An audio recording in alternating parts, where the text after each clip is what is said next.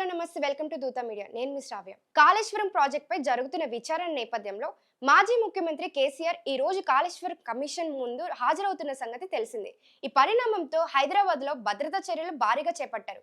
BRK Bhavan వద్ద పోలీసులు కట్టుదిట్టమైన భద్రతను ఏర్పాటు చేశారు. దీంతో ఈ రోజు సాధారణ ప్రజలకు ప్రవేశం నిలిపివేశారు.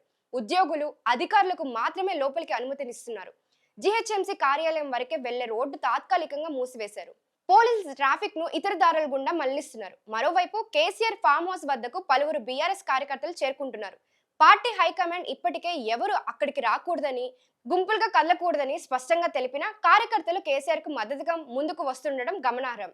ఈ ఘటన రాజకీయ వర్గాల్లో పెద్ద చర్చనీయాంశంగా మారింది.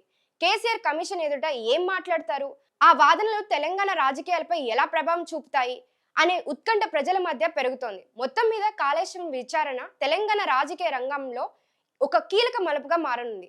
మరిన్ని ఇలాంటి లేటెస్ట్ అప్డేట్స్ కోసం చూస్తూనే ఉండండి దూత మీడియా. Thank you.